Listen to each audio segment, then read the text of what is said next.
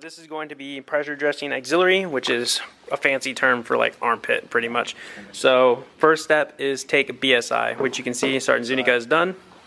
Second step is expose the injury, assess and check for an exit wound. So he's exposing, you see an injury, okay, right? An injury right here? Yep. Okay. And now step 3 is pack axillary wound with combat gauze and verbalize assistant to hold pressure for 3 minutes. In this case, his casualty is conscious, so he will inform his casualty to hold pressure. So as you can see, he's packing the gauze, guys. He's doing that fancy method he taught y'all in one of the last videos. Hands are free and it's easily accessible. So he's packing it up. And during this time, guys, feel free to like the video, subscribe, and comment down below what y'all think of this series so far. Are you finding it helpful? Is there anything we can do to make it a little better? Things like that. We're only up here for a week, guys, because we also have to revalidate on these skills as well. But yeah, so now that he has that packed, the evaluator is going to say bleeding has been controlled, so you're good on that. Okay. And now step 4 is going to say ensure the gauze extends 1 to 2 inches above the skin, right? So he's checking, yes, that is at least 1 inch to 2 inches.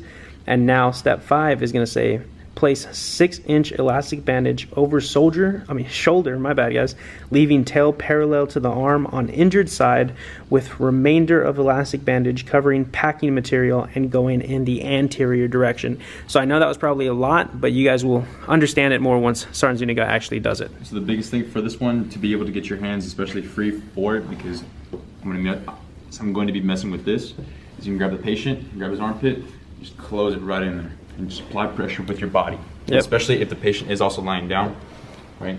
From here, I'm gonna grab the ace wrap. I'm gonna lay it over his shoulder. And that's called leaving a tail, guys. Right? Twist it 45 to where the roll is facing this way, the anterior portion of the body, coming down, right? Patient, can you hold your shoulder for me? And that leads into step 6, guys, which is pull elastic bandage taut over packing material and wrap tightly around the injured shoulder. Now you also want to make sure that the ace wrap covers entirely all of the gauze from all sides. Like bring it all, spread it all across. Yeah, you don't want any of the white gauze protruding. Coming up. Right, so now he's going to go, and you're going to wrap over a minimum of 3 times, guys, or 3 wraps. And this may depend on how big the casualty is, because you might have some dudes with big chests and you might not have an excess of ace wrap, but just take that into consideration. And so step 7 says maintaining tension, continue to wrap across the back, anchoring to the opposite shoulder. So I'm gonna come around here, so once he wraps around, y'all can see what that means, right? So you got it, 3 wraps, he's coming over. Figure 8 position. Yep. You're gonna go anterior to the body, going over his shoulder. So you're going over, and you're coming under with it. Come under. And you're coming back, right? Back. So now you have that portion right there, and this is where that tail that you made in the beginning comes into play. So now you're going to tie a non-slip knot on the remainder of the elastic bandages, which is what he's doing right now. And so once he does that, the evaluator is going to go ahead and say, prepare the casualty for transport. And it's at this point in time, you will grab your tape and you will secure any loose endings like that, because you don't want to be moving this casualty and those come undone for any reason. So that's just something to consider.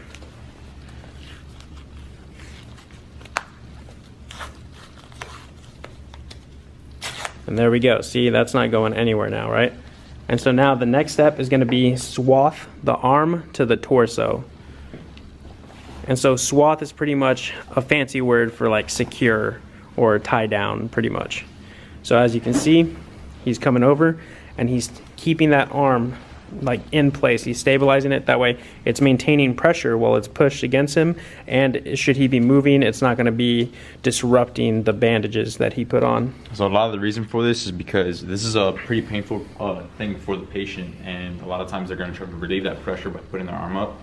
The whole point, if they do bring their arm up, it's going to not apply as much pressure on that artery, and we want to maintain that artery pressure. So that whole pressure bringing the arm down it's not going to help the patient for comfort, but it's going to save them in the long run. Yeah.